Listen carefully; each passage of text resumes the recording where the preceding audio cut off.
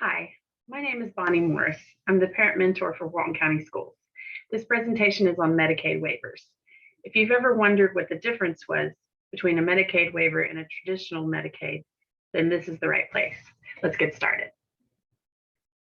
All right, let me share my screen. Okay.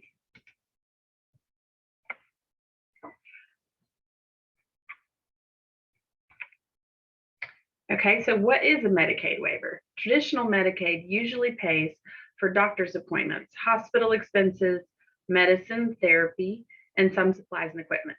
The Medicaid waiver has to be applied for, and it usually doesn't kick in until sometime in adulthood. The waiver allows for Medicaid dollars to be used to pay for additional services. The Medicaid waiver dollars are part state and part federal money. Medicaid waiver is money that may be used to pay for services for a person who has developmental disabilities. These services can take place in the person's home or in the community. Both children and adults can be supported by Medicaid waiver services. But the main one that I'm going to be talking about today is the Now Comp waiver.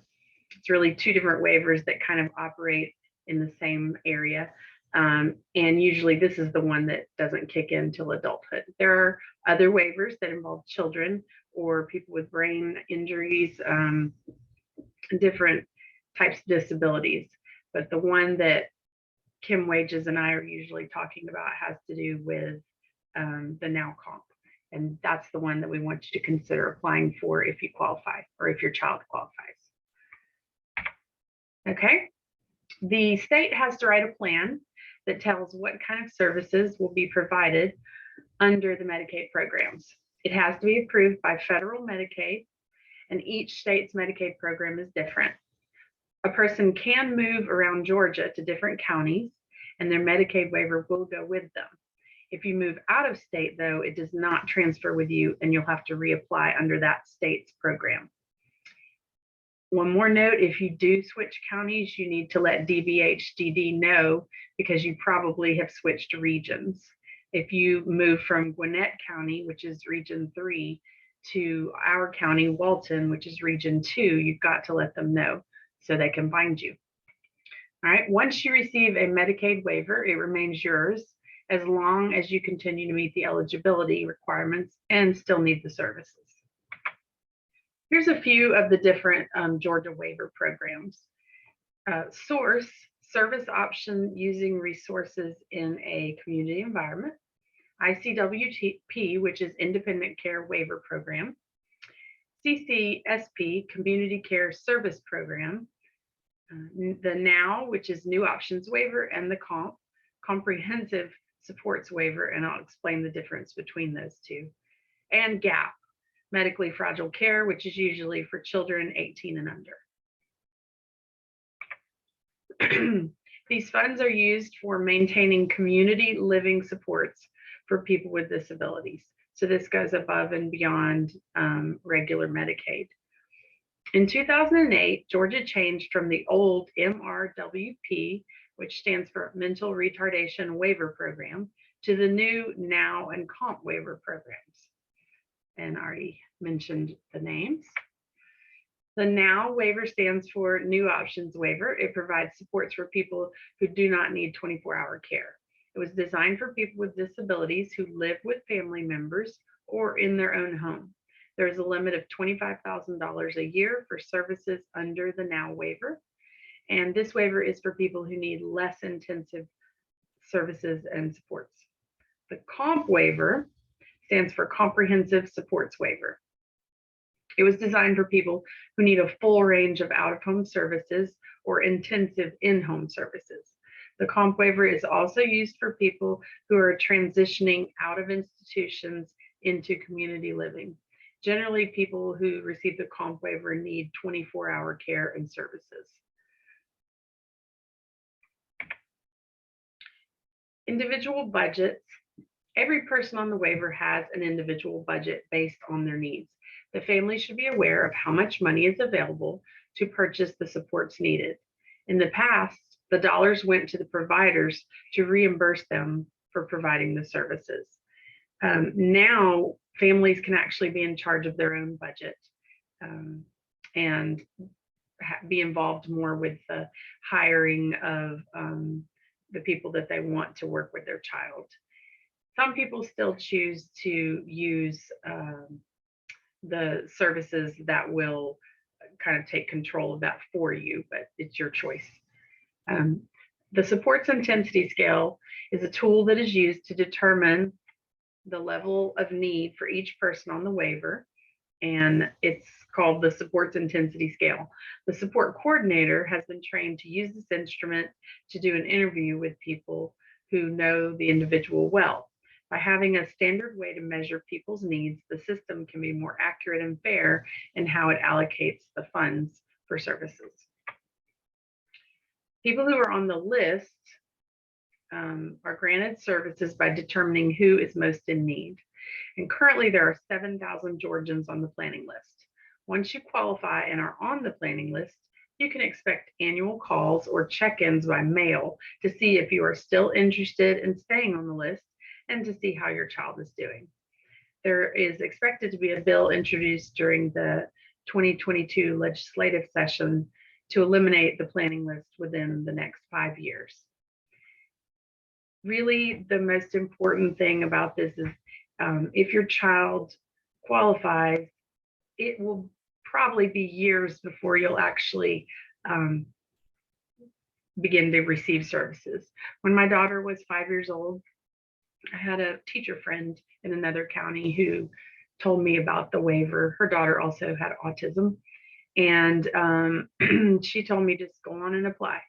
And I did, and I'm glad I did, because she's been on that list now since she was 5. She's 18, and I'm not expecting anything to kick in until after she graduates from high school when she's 22.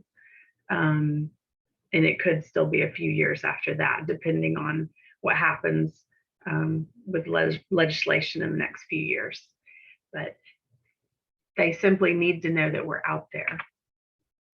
All right, here are some documents that you'll need when you apply, whether you come in to get help from me and Kim or you try to do this on your own, which you are totally able and welcome to do, but we're also happy and able to help you with it. Sometimes it's just a little overwhelming. So you need proof of citizenship, either a birth certificate, passport, or a permanent resident card. You need a social security card, or at least the number. You need a Medicaid card. You need a social security benefit information card. Also, current doctors' names, addresses, and phone numbers. A copy of reports describing your child's disability completed by service agencies other than the school system, if you have them, such as a psychological that you've done privately. You need the current IP. You need the psych from the school system and an eligibility report. Also, guardianship documents if your child has them. A lot of kids don't have them yet, so it's not a requirement. All right, so why do you need to apply? A lot of parents ask us this all the time. Why do I need this? Why do I need to do it? So if you have a child in a low incidence class, we used to call it self-contained, they will probably, but not always, qualify for the now or the Medicaid waiver. Please go ahead and apply. It is simpler than you think, and we are happy to help you fill out the forms. It's really 2 or 3 forms and then collecting some information. Think of the waiver as a chance for your child to have the best access to services they may need and opportunities they may not have otherwise. The state needs to know how many of our kids exist so that when they're planning and budgeting, they will include us. Our kids can't speak up for themselves, and so they at times get overlooked. So that's what we need to help them with. Medicaid waivers are also a safety net should anything happen to you. They would continue to receive the services that they need if you weren't able to help with that anymore or if you weren't here. For waiver appointments, this is something we've always offered, but we're going to give maybe some specific dates with an email that's attached to this. And if you're seeing this in the future, the parent mentor and the transition specialist will do this for you if you'll just call and make an appointment. So Kim is the transition specialist, and we are going to be available for this, but we just ask that you bring all the documents with you to the appointment. A lot of people show up and they don't have any, or they forget. So you got to be careful to go through that list and make sure you have everything so we can get it done. You can get it in the mail. So just look back over that page with the list, and I'll attach this a PDF of this slideshow to anything I mail out in the future, so you'll be able to refer back to it if you're just watching this as a recording. So then we'll help you get that done, and you can get it sent off. So here are some resources. These are links are live if you look in the PDF. And these are some of my favorites: the Parent Mentor Partnership, Parent to Parent of Georgia, Georgia Council on Developmental Disabilities, and Georgia Advocacy Office, the Institute on Human Development and Disability, and the Center for Leadership and Disability.